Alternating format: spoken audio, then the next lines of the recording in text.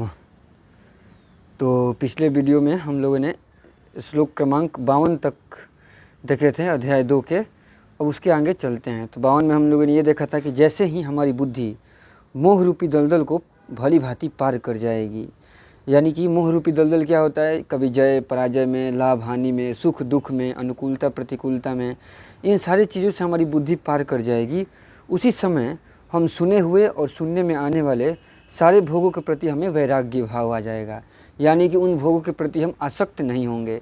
और जब ऐसी स्थिति हमारे में उत्पन्न हो जाएगी तो हमें आनंद की प्राप्ति होगी और हम वही कर्म करेंगे जो कर्म आवश्यक हो, कर्तव्य हो हमारा। हम फिर विकर्म नहीं करेंगे, यानी कि कोई गलत कार्य उस समय करेंगे नहीं। जितनी हमारी बुद्धि होगी उस बुद्धि के अनुरूप हम जो भी उचित होगा वैसा उचित करेंगे। तो ये भगवान यहाँ पे बता रहे हैं। अब हम लोग आगे चलते हैं और देखते हैं कि आगे क्या होता है। देखे आगे क्या होता है। तो यहाँ पे ये दिया गया है, भगवान बोल रहे हैं कि यदा श्रुति विप्रतिपन्ना, ये क्या है, श्रुति विप्रतिपन्ना।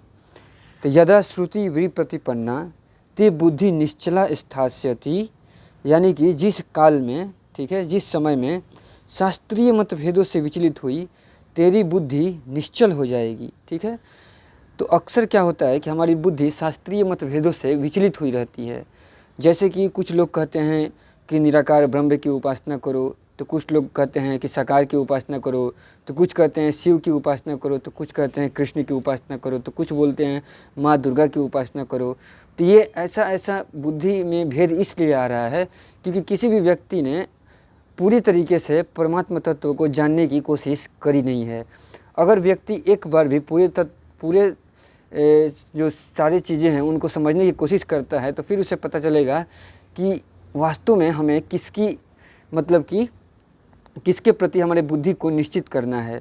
लेकिन चूँकि हम उतना बुद्धि लगाए नहीं रहते हैं, इस वजह से शास्त्रीय मतभेद हमें होते रहते हैं और हम अलग अलग प्रकार के देवी देवताओं, अलग अलग प्रकार के वस्तुओं की पूजा करते हैं, जबकि उन सारी वस्तुओं और सारे देवी देवताओं में वही परमात्मा तत्व स्थित है जिसे हम जानते नहीं हैं, क्योंकि हमारी बुद्धि अभी तक निश्चल नहीं हुई है, स्थिर नहीं हुई है। तो वही भगवान बोल रहे हैं यहाँ पर कि जिस समय शास्त्रीय मतभेदों से विचलित हुई तेरी यह बुद्धि निश्चल हो जाएगी और परमात्मा में अचल हो जाएगी, उसी काल में तू योग को प्राप्त हो जाएगा। यानी कि उसी समय हमें योग प्राप्त हो जाएगा, हम संसार के साथ एक हो जाएंगे, परमात्मा तत्व के साथ एक हो जाएंगे। जो हमारा अहंकार भाव है वो पूरी तरीके से समाप्त हो जाएगा, ऐसा भगवान यहाँ पे बता रहे हैं। और अगर ऐसा नहीं होता है तो मतलब कि अलग अलग बहुत तरीके की बुद्धि होती है। जैसे कि कुछ लोग बोलते हैं कि सिर्फ सांख्य योग यानी कि पढ़ने से ही भगवान मिल जाएंगे, तो कुछ लोग बोलते हैं कर्म करने से मिल जाएंगे, तो कुछ लोग बोलते हैं शिव की आराधना करो, तो कुछ लोग बोलते हैं कृष्ण की आराधना करो, तो कुछ बोलते हैं विष्णु की आराधना करो। ठीक है, इसके बाद आगे अगर हम लोग चल के देखते हैं तो कुछ और व्यक्ति होते हैं जो बोलेंगे कि कि अलग अलग प्रकार के जानवरों की आराधना करनी चाहिए। जैसे कोई बोलेगा गाय की आराधना करो, तो कोई बोलेगा कि ठीक है हम बैल का करेंगे। तो इस प्रकार से भिन्न भिन्न प्रकार के चीज़ें हमें दिखाई देती हैं इस सृष्टि में जिसकी लोग आराधना करते हैं। तो ये मतभेद क्यों आ रहे हैं? ये एक प्रकार से शास्त्रीय मतभेद हैं। शास्त्रों में अपना अपना अलग अलग मतभेद होता है। तो मतभेद का वजह है और कारण भी है। वास्तव में इस संसार के कण कण में वही परमात्मा तत्व छुपा हुआ है। तो हम जिस भी चीज़ को भाव दे रहे हैं तो हम भाव किस आधार पे दे रहे हैं उसी आधार पे हमें पता चलता है। तो हम उसे स्थूल चीज़ मान के भाव दे रहे हैं कि वास्तव में हम उस तत्व को जानते हैं। अब जैसे कृष्ण को ही देख लेते हैं, तो कुछ लोग केवल कृष्ण को एक कि मूर्ति बना दिए, मूर्ति तक ही पूजेंगे, उसके बाद उनका भाव उतना शुद्ध नहीं रहेगा। जबकि कुछ लोग होते हैं वो कृष्ण को हर जगह देखते हैं, चाहे कण कण में हो, हर जगह देखते हैं। तो जब हर जगह कृष्ण को ही देखते हैं, उसी प्रकार से शिव को भी हो सकता है। कुछ लोग शिव को सिर्फ शिवलिंग या शिव की मूर्ति में ही देखेंगे, और कुछ लोग देखेंगे कि शिव ही सत्य हैं, वहीं हर जगह हैं। जहाँ भी सत्य प्रकट हो रहा है वहाँ पे शिव ही प्रकट हो रहे हैं, जहाँ पे सत्य है वहाँ पे कृष्ण ही उस तरफ से हैं। तो इस तरीके से देखने पे मालूम चलता है, लास्ट में तो यही चीज़ प्रूफ होता है कि परमात्मा तत्व एक ही है। वही परमात्मा तत्व अलग अलग रूपों में अलग अलग चीज़ों में प्रकट होते हैं। तो हमें जो अलग अलग चीज़ों में प्रकट होते हैं वहाँ पे नहीं रुकना है, हमको उसके आगे जाना है। और उसको आगे जाने के लिए हमें अपनी बुद्धि क्या होनी चाहिए? निश्चय होनी चाहिए, एक निश्चल होनी चाहिए। इधर उधर भटकना नहीं चाहिए। सारे शास्त्रीय मतभेद, जितने भी मतभेद हैं कि राम श्रेष्ठ हैं, कि कृष्ण श्रेष्ठ हैं, कि शिव श्रेष्ठ हैं, अक्सर ऐसा होते हुए देखा जाता है कि जो राम भक्त होते हैं वो राम को श्रेष्ठ करने में लगे होते हैं, जो कृष्ण भक्त होते हैं वो कृष्ण को श्रेष्ठ करने में लगे हुए हैं, जो शिव भक्त हैं वो शिव को श्रेष्ठ करने में लगे हुए हैं। अगर धर्म से अलग अलग बात करें तो कुछ लोग अल्लाह को श्रेष्ठ करने में लगे हुए हैं, तो कुछ लोग अपने भगवान को श्रेष्ठ करने में लगे हुए हैं, तो कुछ लोग जैसे कि हिंदू धर्म में देखें तो जो दलित होते हैं वे भीमराव अम्बेडकर को ही भगवान मान के पूजते हैं, वे हिंदुओं को मानते ही नहीं क्योंकि हिंदुओं ने उनको उतना ज़्यादा अधिक सताया है उन्हें। तो इस प्रकार से भिन्न भिन्न लोग भिन्न भिन्न चीज़ों को अपने अनुकूल देखते हुए पूजा करते हैं। समस्या क्या है, मतलब पूजा करने का मतलब उसके प्रति भाव रखते हैं। तो ये सारी चीज़ें कैसे ख़त्म होगी, जब हमारी बुद्धि जो होगी, सारे शास्त्रीय मतभेद ख़त्म हो जाएंगे, जब हम अपनी बुद्धि को ओपन करके सारे लोग सोचेंगे। और जैसे ही हमारी बुद्धि निश्चल हो जाएगी तो हमारी जो परमात्मा तत्व में अचल हो जाएगी, यानी हमारी बुद्धि परमात्मा तत्व में पूरी तरीके से लग जाएगी और उसी काल में हमें योग प्राप्त हो जाएगा, यानी कि जिसे हम लोग मोक्ष कहते हैं, जिसे हम लोग आनंद कहते हैं, जिसे हम लोग सुख कहते हैं, वो तुरंत हमें उसी समय में प्राप्त हो जाएगा जैसे ही हमारी बुद्धि निश्चल हो जाएगी उसी समय। तो इसके लिए जो आवश्यक ये नहीं है कि हम सारे शास्त्रों को पढ़ें, आप एक ही जैसे कि भागवत गीता, इसी को पढ़ के आप अंतिम तत्व तक पहुंच जाइएगा तो आपको मालूम चल जाएगा कि यही तत्व हर जगह में हमको देख सकते हैं। ऐसा नहीं है कि सिर्फ ये भागवत गीता के लिए ही सत्य है, और जो लोग दूसरा तरीके से देखे रहेंगे तो वो लोग अलग से भी सोच सकते। तो इस प्रकार से ये जो श्लोक है हमारा 53 नंबर, इसमें भगवान ने बुद्धि को सारे शास्त्रीय मतभेदों से दूर करने की बात कही कि सारे शास्त्रीय मतभेद से दूर हो जाओ, और या फिर जिस भी शास्त्र को पढ़ रहे हैं उसको इतनी श्रद्धा से पढ़ें कि हमारी बुद्धि स्थिर हो जाए, और ये स्थिर होने के बाद फिर हमें संसार में कोई भेद दिखाई देना नहीं चाहिए। तो जब तक हम संसार में स्थूल चीज़ों को देखेंगे तो भेद तो दिखाई देते ही रहेगा, ये बात है। अगर हम स्थूल चीज़ों को देखेंगे तो हमें पता चलते रहेगा कि हाँ, राम की मूर्ति अलग है, कृष्ण की मूर्ति अलग है, शिव का मूर्ति अलग है। इस प्रकार से हमें भेद दिखाई देते ही रहेंगे संसार में। लेकिन जब हम ये किसी को भी अच्छे से अध्ययन करेंगे और हमें मालूम चलेगा कि नहीं, सब भगवान एक ही चीज़ को समझा रहे हैं, तो फिर हमारी बुद्धि निश्चल हो जाएगी, फिर हमारी बुद्धि अचल हो जाएगी, कभी इधर उधर डगमग डगमग करेगी नहीं। अन्यथा हमारी बुद्धि डगमग डगमग करती ही रहेगी, निश्चल हो नहीं पाएगी, कभी इस तरफ कभी उस तरफ कभी उस तरफ होती जाएगी, और जो समस्या है वो नित्य निरंतर बनी ही रहेगी। शास्त्रीय मतभेद होते ही रहेंगे, कभी इस धर्म से तो कभी उस धर्म से होते ही रहेंगे शास्त्रीय मतभेद, और समस्या उत्पन्न होती ही रहेगी। तो इसलिए भगवान बोलते हैं कि मुझे संसार में नहीं ढूंढो, संसार से मैं परे हूँ। संसार से परे करने का मतलब संसार के प्रत्येक कण के में जो तुम्हें आकार दिखाई दे रहा है उसी के पीछे मैं छुपा हुआ हूँ। इतना पीछे जाओ कि तुम्हारा आकार जो है समाप्त हो जाए। जहाँ से निराकार शुरू होता है तो निराकार से आगे उसी निराकार का आधार लेकर ही ये सारा आकार हमें सृष्टि में दिखाई पड़ता हुआ प्रतीत होता है। तो ये हुआ अपना 53 नंबर श्लोक। आगे चलते हैं। तो अर्जुन अब पूछते हैं यहाँ पे कि मोह कलिल, यानी कि जो मोह है, जो हमारी जो बुद्धि है वो दलदल में फंस जाती है, और श्रुति विपन्न, यानी कि जब किसी व्यक्ति का जो अलग अलग मतभेद है वे मतभेद दूर हो जाएं, यानी कि समाप्त हो जाने पे जो योग प्राप्त होता है, तो वैसे विषय के बारे में स्थिर बुद्धि वाले के व्यक्ति बारे में अर्जुन प्रश्न करते हैं कि आखिर वैसा व्यक्ति कैसा होता है, वो व्यक्ति फिर क्या करता है जिसकी बुद्धि मतलब कि एक प्रकार से दूर, मतलब कि उसकी बुद्धि एक प्रकार से निश्चल हो गई है, यानी कि अचल हो गई है, कहीं पे अब डगमगाती नहीं है, उसके सारे शास्त्रीय मतभेद समाप्त हो गए हैं, वो मोह रूपी दलदल से पार कर गया है। तो फिर उसकी बुद्धि कैसी होती है उसके बारे में अर्जुन जो है प्रश्न करते हैं भगवान से। तो अर्जुन उवाच केशव समाधिस्थस्य, यानी कि हे केशव, समाधि में स्थित प्रगस्य, स्थिर बुद्धि वाले, यानी कि वैसा व्यक्ति जो परमात्मा में स्थित हो गए हैं, समाधि में स्थित हो गए हैं, और जिनकी बुद्धि स्थित हो गई है, यानी कि स्थित प्रज्ञा हो गया है, उनकी प्रज्ञा जो है, उनकी बुद्धि जो है वो स्थिर हो गई है। कि क्या भाषा, मतलब कि उनके कैसे लक्षण होते हैं, कैसे उनकी भाषा होती है। भाषा का मतलब यानी कि बोलचाल, कैसे उनके पूरी तरीके के लक्षण होते हैं। स्थिति, स्थिर बुद्धि वाली स्थिति किम प्रभाषेत, स्थिति जो होते हैं, स्थिर बुद्धि वाले जो होते हैं वो कैसे बोलता है। किम असीत, कैसे बैठता है। किम वज्रेत, कैसे चलता है। जैसे कि हम लोग भी जानते हैं कि हम लोग संसार में जिस भी चीज़ के प्रति भाव रखते हैं, जैसे कि कोई अगर व्यक्ति है वो बॉलीवुड के अभिनेताओं से ज़्यादा प्रभावित है, तो वो जानना चाहता है कि बॉलीवुड का जो अभिनेता है वो कैसे चलता है, कैसे रहता है, क्या खाता है, कि क्या पीता है, मतलब हर चीज़ को जानना चाहता है। कोई अगर नेता से प्रभावित है तो अपने बड़े से बड़े आराध्य नेता के बारे में वो जानना चाहता है कि वो कैसे, मतलब कि कैसा व्यवहार करता है, क्या करता है, ये सारा चीज़ के बारे में वो जानना चाहता है, ताकि वो भी उसका अनुसरण करके वहाँ तक पहुँच सके। तो उसी प्रकार से अर्जुन भी यहाँ पे जो इन भगवान बताएं कि स्थित प्रज्ञ बुद्धि वाले जो लोग होते हैं वो बहुत ही मतलब कि श्रेष्ठ हो जाते हैं, वही परमात्मा तत्व में स्थित होते हैं। तो उसके बारे में अर्जुन पूछ रहे हैं कि वैसा व्यक्ति क्या करता है, छोटा छोटा चीज़ पूछ रहे हैं कि उसके कैसे लक्षण होते हैं, उसकी बुद्धि, वो क्या बोलता है, मतलब कि अगर बोलता है तो वो कैसे बैठता है, हमारे तरफ ही बैठता है या किसी और तरीके से बैठना चालू कर देता है, वो चलता कैसे है, जैसे हम नॉर्मली चलते हैं वैसा चलता है या कुछ और तरीके से चलना चालू कर देता है। आखिर मतलब कैसे चलता है स्थिर बुद्धि वाला व्यक्ति, जिसकी बुद्धि स्थिर हो जाती है, जिसके मन में तनिक मात्र भी मोह नहीं रहता है, जो एक प्रकार से किसी भी जय पराजय, लाभ हानि, सुख दुख, अनुकूलता प्रतिकूलता, हर चीज़ के प्रति उसको समभाव हो जाता है, एक ही भाव हो जाता है, मतलब उसका भाव डगमगाता नहीं है। चाहे कितना भी सुख हो जाए, चाहे कितना भी दुख हो जाए, चाहे जय हो जाए, चाहे पराजय हो जाए, चाहे सिद्धि प्राप्त हो, चाहे असिद्धि प्राप्त हो, किसी भी चीज़ से वो बिल्कुल भी डगमगाता नहीं है। ऐसी व्यक्ति का क्या भाव दशा होती है, कैसे उसके लक्षण होते हैं, तो उसके ये सारे लक्षण के बारे में पूछ रहे हैं कि उसको बोलता कैसे, बैठता कैसे, चलता कैसे है, अर्थात व्यवहार कैसे करता है, उसका क्या चीज़ें होती है उसके बारे में। ठीक है, तो श्री भगवान वाच, यानी कि भगवान अब उसके प्रश्न का उत्तर देते हैं जो अर्जुन ने किया।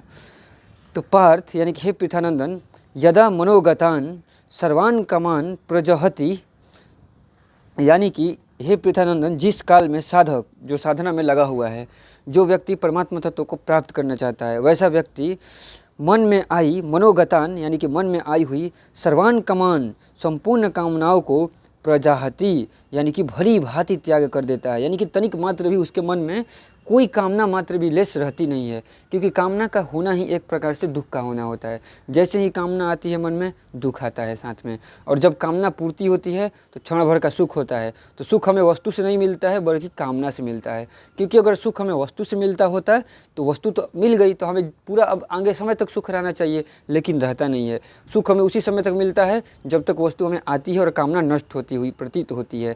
तो जिस समय तक कामना नष्ट होती है वस्तु के मिलने से, उस समय तक तो हमारी सुखी प्रतीत होते हैं, और जैसे ही कामना पूरी तरीके से नष्ट होती है फिर वस्तु हमारे पास रहे या न रहे फिर फर्क नहीं पड़ता है, हमारी बुद्धि क्या हो जाती है, उसी प्रकार से अस्थिर पुनः हो जाती है। इसीलिए भगवान बोल रहे हैं कि पूरी तरीके से कामना से हमें बाहर निकलना है। तो इसके लिए भगवान बोल रहे हैं कि जिस समय में पार्थ, यदा, जिस काल में मनोगतान सर्वान कामान, मन में आई हुई संपूर्ण कामनाओं को प्रजाति, भली भांति त्याग कर देता है, आत्मना आत्मानी एवं संतुष्ट, यानी कि जो व्यक्ति अपने आप से अपने आप में ही संतुष्ट रहता है, उसको कोई भी सांसारिक वस्तु की आवश्यकता रह नहीं जाती है एक प्रकार से। यानी कि सांसारिक वस्तु की आवश्यकता सिर्फ किस चीज़ के लिए रहेगी, शरीर के निर्वहन के लिए, उसे स्वयं के लिए कोई आसक्ति नहीं रहेगा किसी भी चीज़ के लिए। पेट को भूख लगेगा खा लेंगे, प्यास लगेगा पानी पी लेंगे, ज़्यादा गर्मी लगेगा पंखा चला लेंगे, तो वैसा समस्या है नहीं। लेकिन जो मेन पॉइंट यहाँ पे ये बता रहे हैं भगवान कि उसको मन में एकदम अंदर से कोई वैसी व्यथा उत्पन्न होगी नहीं। वो मतलब कि बड़े से बड़े दुखों का भी सहन आसानी से कर सकता है और बड़े से बड़े सुखों का भी मतलब कि सीधे ही बिन त्याग भाव से सहन कर लेगा, कोई उसमें लिए आवश्यकता या समस्या होगी नहीं। तो वही भगवान यहाँ पे बता रहे हैं कि भली भांति त्याग कर देता है। वह आत्मना आत्मानी एवं तुष्ट, जो अपने आप से ही अपने आप में संतुष्ट रहता है, तदा स्थित प्रज्ञ उच्यते, उस काल में वह स्थिर बुद्धि कहा जाता है। यानी कि वैसे व्यक्ति को ही हम स्थिर बुद्धि कहेंगे, दूसरे व्यक्ति को स्थिर बुद्धि नहीं कह सकते हैं। जो व्यक्ति संसार में ही लगा हुआ है, जैसे कि अगर हम लोग देखें नेताओं को, तो नेता होते हैं वो तो एक प्रकार से स्पष्ट होता है कि वो लोग मतलब कि नेतागिरी करते ही इसीलिए हैं कि किसी भी प्रकार से धन का मतलब कि धन बटोर लिया जाए। इसीलिए तो हम देखते हैं लोग कि जैसे ही चुनाव होता है, एक बार चुनाव जीतते हैं तो गांव के छोटे छोटे लोग भी जो होते हैं, नेता होते हैं, वो बड़े से बड़े गाड़ी खरीद लेते हैं, गाड़ी पे चलने लगते हैं। इतना मतलब वो धन संपत्ति को लूटते हैं जो हमारे राष्ट्र की संपत्ति होती है। कोई डॉक्टर होता है, बहुत सारे डॉक्टर ऐसे होते हैं, सारे तो नहीं बोलेंगे, कुछ ऐसे होते हैं जो पैसा कमाने के लिए कोई भी दवा लिखते रहते हैं, बार बार बुलाते रहते हैं। वो मतलब कि अपने धर्म को भूल जाते हैं।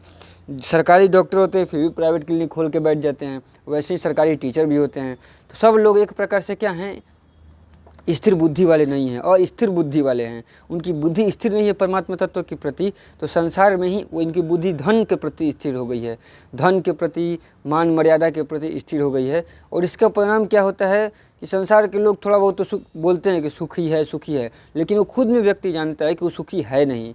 और उसके ऐसे कर्म करने का परिणाम भी होता है कि जो ऐसा अभी कर्म कर रहा है, तो बाद में जब उसके जैसे कि एक एग्जाम्पल के लिए ले लेते हैं कि कर्म का विधान चलता कैसे है।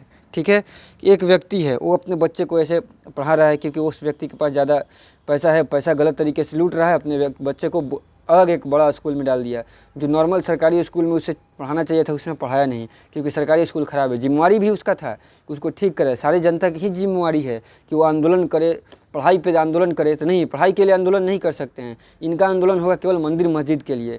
अभी हमने 55 श्लोक तक पढ़ लिया, आत्मा के विषय में पढ़ लिया, बहुत सारे स्थिर बुद्धि को स्थिर किया जाए उसके बारे में पढ़ लिया। एक बार भी भगवान ने मंदिर की बात की? बिल्कुल नहीं की, एक बार भी भगवान ने मंदिर की बात नहीं की। लेकिन जो नेता होते हैं वे लोगों को मंदिर मस्जिद में ही लड़ा देते हैं, वे जबकि उनको भी प्रयोजन मंदिर मस्जिद से रहता नहीं है। एक से एक अहंकारी व्यक्ति है, मंदिर में जाता है। अब नरेंद्र मोदी को ही देख लीजिए, को मंदिर में गए सबको बाहर हटा दिए, जबकि भगवान के पास कोई जाएगा तो एक साथ प्रेम भाव से जाए, सबको ही जाए वहाँ पे, अकेले अपना फ़ोटो खिंचवा रहे हैं। क्या अहंकार भाव है भाई, मतलब ऐसा अहंकारी व्यक्ति कोई हो ही नहीं सकता है। उनके पॉइंट क्या हुआ है, वो अपने भीतर जो आत्म तत्व है उस आत्म तत्व को भूल गए हैं। आत्म तत्व को भूल के वो संसार के प्रति इतने आकर्षित हो गए हैं जिससे उनके मन में डर पैदा हो गया है। अगर वो संसार के प्रति उनका मन में डर नहीं होता तो उन्हें प्रत्येक व्यक्ति में वही आत्म तत्व दिखाई देता। फिर वो सबके साथ रहते हैं, सब चीज़ों का जवाब देते हैं, लेकिन वो ना जवाब दे पाते हैं किसी चीज़ का, कभी प्रेस कॉन्फ्रेंस नहीं कर पाते हैं। तो क्यों? क्योंकि उनके मन में डर समा गया है। ठीक है, तो इस प्रकार से लोगों के मन में इस प्रकार से विचलित स्थिति उत्पन्न हो जाती है जिनकी बुद्धि स्थिर नहीं होती है। तो स्थिर बुद्धि वाले आदमी है नहीं, उनका जो है बुद्धि जो है अस्थिर हो गया है। और लोगों की बुद्धि भी अस्थिर है, इसलिए उनको मन बढ़ा हुआ है। सारे लोगों का बुद्धि अस्थिर है कि कभी वो राम के बारे में, क्योंकि वो राम को एक सिर्फ मतलब कि मंदिर के रूप में स्थित हुआ देखते हैं। उन्हें पता नहीं है कि राम है कौन वास्तव में। जब उन्हें पता नहीं है राम है कौन, क्योंकि उन्हें गीता का ज्ञान नहीं है, न उन्हें रामायण का शुद्ध रूप से ज्ञान है। भगवान राम खुद बोलते हैं कि अगर मुझे जानना है तो तुम वेदों को पढ़ो, वेदों में जब तुम पढ़ोगे तब मुझे जो असली स्वरूप है वो तुम्हें मालूम चलेगा, न कि तुम्हें सिर्फ मेरी मूर्ति बना लेने से, पूजा करने से हो जाएगा। वो शुरुआत हो सकता है थोड़ा सा, लेकिन अंतिम कभी नहीं हो सकता है। इस चीज़ को हमें जानना चाहिए और सीखना चाहिए। और जो व्यक्ति इस अंतिम आत्म तत्व को जान लेता है, फिर परमात्मा तत्व को जानता है, तो वो व्यक्ति मंदिर मस्जिद के लिए कभी मतलब कि सामने आके लड़ाई कर नहीं सकता है, कोई उपयोग नहीं है। तो जो व्यक्ति ही लड़ाई करता है जिसके पास बुद्धि है नहीं, स्थिर बुद्धि नहीं है। जब स्थिर बुद्धि नहीं है तो उसको संसार में ही कामना है, तो वास्तव में जो उनकी कामना है वो संसार की ही कामना है, क्योंकि वो एक चीज़ की तो कामना कर रहे हैं, दूसरे चीज़ से घृणा कर रहे हैं। जबकि जब हमारी बुद्धि स्थिर बुद्धि होती है तो किसी से घृणा नहीं होता है या कामना किसी चीज़ की नहीं होती है, बल्कि सिर्फ मात्र बचता है कर्तव्य बचता है। किसी चीज़ के प्रति कामना या द्वेष नहीं बचता है, राग और द्वेष सब समाप्त हो जाता है, राग द्वेष समाप्त हो जाता है, घृणा जो होता है वो समाप्त हो जाता है। तो एक प्रकार से सारे चीज़ से व्यक्ति मुक्त हो जाता है। ठीक है, तो आगे चलते हैं और देखते हैं आगे क्या हो रहा है। यहाँ पे देखिए भगवान क्लियरली और बता रहे हैं कि दुखेषु अनुद्विग्ध मना सुखेषु विगत स्प्रिय, यानी कि दुखों की प्राप्ति पे जिसके मन में उद्वेग नहीं होता और सुखों की प्राप्ति पे जिसके मन में स्प्रिया नहीं होती। वीत राग भय क्रोध, जो राग भय और क्रोध से सर्वथा रहित हो गया है। मुनि स्थित धि उच्चते, ऐसा मननशील मनुष्य स्थिर बुद्धि वाला कहा जाता है। ये बात यहाँ पे बताया गया कि दुख के प्राप्त होने पे जिसके मन में उद्वेग नहीं होता, सुख के प्राप्त होने पे जिसके मन में कोई स्पृहा नहीं होती, जो राग भय और क्रोध से सर्वथा रहित हो गया है, वह मननशील मनुष्य स्थिर बुद्धि वाला कहा जाता है। अब हम देखते हैं क्या हम ऐसे हो गए हैं, क्या हमारी बुद्धि वैसी हुई है? तो जी बिल्कुल नहीं। जैसे ही हमें दुख प्राप्त होता है हमारे मन में उद्वेग हो जाने लगता है। जैसे कि सारे लोगों के मन में उद्वेग था कि नहीं, अगर हम पूजा करेंगे तो सिर्फ बड़ा राम मंदिर ही बने तभी हम पूजा करेंगे। कोई ऐसे पहले नहीं, कुछ लोगों ने ऐसा मतलब कि व्रत करके रखा हुआ था कि ऐसा होना ही चाहिए। संसार नष्ट हो रहा है, यही लोग हैं जिन्होंने, भगवान बोल रहे हैं कि हर जगह सेम भाव रखना है, सम भाव रखना है। यही लोग हैं जिन्होंने गंगा को क्या कर दिया, पूरा तरीके से गंगा नदी जो है हमारी माँ गंगा जिन्हें हम बोलते हैं, उन्होंने क्या किया है, एक प्रकार से पूरा गंदगी फैला दिया है। इस जितनी गंदगी हमारी नदियाँ हुई है, गंगा यमुना, जिन्हें हम पूजा करते थे एक प्रकार से, जिनके प्रति हमारी इतनी आस्था जुड़ी हुई है, वो सारी नदियाँ एक प्रकार से औद्योगिकी के वजह से गंदगी हो रही है। नमामि गंगे चला, करोड़ों का प्रोजेक्ट हुआ, सारा पैसा खा गया लोग। पैसा क्यों खा गया? सफाई हुआ नहीं, ना लोगों को समझाया गया, ना लोगों को सिखाया गया। तो इसलिए सारा गंगा यमुना सारा प्रोजेक्ट फेल हो गया, कोई प्रोजेक्ट काम हो नहीं पाया, एक भी नदियाँ साफ़ हो नहीं पाई। इंडस्ट्री से ऐसे ही गंदगी निकलते रहता है। आप पर्यावरण को देख लीजिए, पूरी धरती पे मतलब कि गड़बड़ हो रहा है। और लोग बोलते हैं कि हम राम भक्त हैं, कृष्ण भक्त हैं। कैसे हो भाई राम भक्त कृष्ण भक्त, जब तुमने परमात्मा तत्व को एक भाव देखा ही नहीं है। सिर्फ मंदिर में जाकर के पूजा करने से तुम कृष्ण भक्त हो जाओगे? इतने सारे मंदिर खुल रहे हैं, मंदिर में जाकर पूजा करने से कृष्ण भक्त हो जाओगे? राम मंदिर बन गया, पूजा करने से तुम राम के भक्त हो जाओगे? नहीं हो सकते हो ना।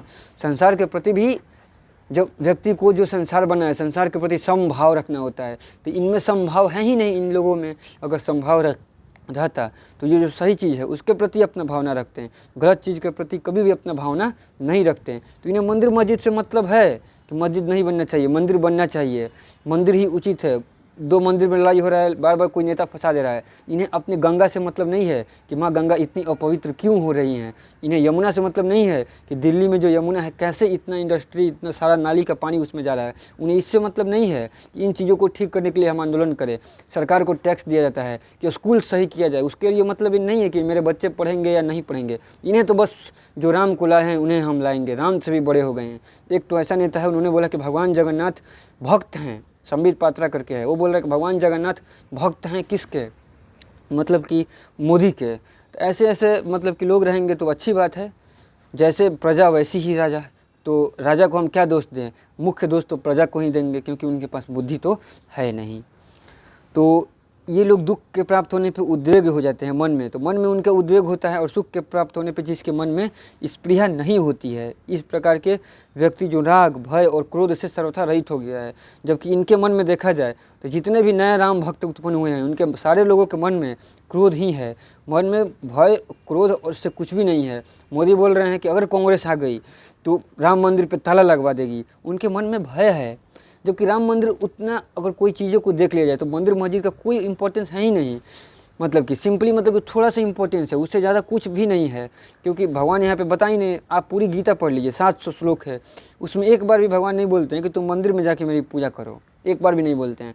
कभी कभार बोलते हैं कि वो मेरी पूजा करो, मेरा आश्रय लो, लेकिन वो आश्रय किस प्रकार से, उनके असली स्वरूप को समझ जाने के बाद, कि असली स्वरूप को समझो तब तुम आश्रय लो। तुम्हें अगर परमात्मा तत्व का निराकार रूप समझ में आता है तो निराकार का आश्रय ले लो। नहीं समझ में आता है तो ये पूरा जो सृष्टि है, प्रकृति है, इतनी बड़ी है, इसका आश्रय ले लो। हिंदू धर्म में क्या बताया गया था कि सारी चीज़ों का सेवा करना चाहिए, पेड़ पौधा का, मतलब कि जंतुओं का। सारे जंतुओं को हम लोगों ने क्यों बोला? हम लोगों ने कोई ऐसा जंतु नहीं है जिसको हम लोगों ने भगवान के रूप को न देखा हो। यहाँ तक कि सांप से लेकर के गाय, कुत्ता, मतलब कि सारा चीज़, गधा, सब चीज़ में हम लोगों ने ईश्वर तत्व को देखा। और हम लोगों ने ही सब चीज़, जो भारत देश ही ऐसा हुआ जिसने सारी चीज़ों को छोड़ करके गलत दृष्टिकोण से देखा। पूजा करने के लिए बोला गया, सारे महिलाओं को देखते हैं पेड़ के नीचे बैठ जाती हैं, पूजा करती हैं। अरे भाई, वो पूजा नहीं होता है। पूजा का मतलब होता है सेवा करना। सेवा करने का मतलब होता है कि जब तक वो चीज़ जीवित है, जब तक वो प्रकृति में एक चीज़ उत्पन्न हुआ है, उसकी सेवा भाव किया जाए। गाय थी तो भगवान बोलेंगे गाय की सेवा करना है, न कि उसका मतलब कि जाके अगरबत्ती दिखाना है। अगरबत्ती दिखाने से क्या होता है? उसको तिलक लगाने से कुछ नहीं होता यार। उसको तिलक लगाएं और अगला दिन मतलब उसको इतना दूध दुए कि उसके बछड़ा को ही दूध ना मिले। ऐसा भाव होना चाहिए कि हम पिएंगे, वो नहीं पिएगा। पैसा कमाने के लिए दुए जा रहे हैं, इंजेक्शन लगा रहे हैं, मतलब ये सेवा हुआ। और ऐसे लोग कर रहे हैं। गाय माता बूढ़ी हो जाती है, भेज देता है लोग, ऐसा लोग कर रहे हैं। सबसे बड़ा एक्सपोर्टर देश जो होता है बीफ का, वो भारत है। क्यों है ऐसा मांस का एक्सपोर्टर देश? क्योंकि लोगों ने चीज़ों को गलत सीख लिया है। लोगों के पास असली ज्ञान है ही नहीं। उनके मन में राग है कि मुझे पैसा मिले, भय है कि पैसा नहीं मिलेगा तो समाज से कट जाएंगे। समाज से कटने का भय इसलिए है क्योंकि वो परमात्मा से जुड़े नहीं है। उनके मन में क्रोध आ जाता है, तुरंत क्रोधित हो जाते हैं, चीज़ों को सुनते ही नहीं है। वो मन में से सर्वथा रहित हो गया है। ऐसा मननशील बुद्धि को स्थिर बुद्धि कहा जाता है, जो राग से, भय से, क्रोध से मुक्त हो जाता है। लेकिन इन लोगों का बुद्धि स्थिर है नहीं, ये मोह रूपी दलदल में फंसे हुए हैं। ठीक है, दूसरे कभी इस शास्त्र का उदाहरण देंगे, कभी उस शास्त्र का उदाहरण देंगे, अलग अलग प्रकार के शास्त्र का उदाहरण देते हैं और लोगों को फंसाए रहते हैं। जो अंतिम परमात्मा तत्व है उसके बारे में कोई बात करता नहीं है, जिसको भगवान बोल रहे हैं कि जिसे प्राप्त करने के बाद लोगों की बुद्धि जो है स्थिर हो जाती है। जो वास्तव में उस तत्व को प्राप्त करने की स्थिति क्या होती है, एक प्रकार से हम बोले तो ये होता है कि जिसके मन में उद्वेग नहीं होता है, सुख के प्राप्त होने पे उसके मन में स्पृहा नहीं होती है, यानी कि दुख होगा तो उसको कोई दिक्कत नहीं है, कोई उद्वेग नहीं है, और सुख होगा तो उसके मन में कोई लालच नहीं होगी। स्पृहा का मतलब क्या होगा, लालच नहीं होगा कि सुख आया है तो सुख रहे, चला ना जाए, डर नहीं रहेगा उसके प्रति। उन्हें पता है कि सुख आया है संसार में तो वो भी चला जाएगा, दुख आया है तो वो भी चला जाएगा, हम तो परमात्मा तत्व के साथ स्थिर है। जो व्यक्ति उस तत्व को नहीं जानता है उसके मन में दुख तो रहेगा ही रहेगा, कोई उसको बचा ही नहीं सकता है, ये तथ्य है। ठीक है, तो आगे देखते हैं यहाँ पे, या फिर इसको हम लोग कल देखा जाएगा। ठीक है, अभी यहीं पे छोड़ देते हैं। तो ओम परमात्माए नमः।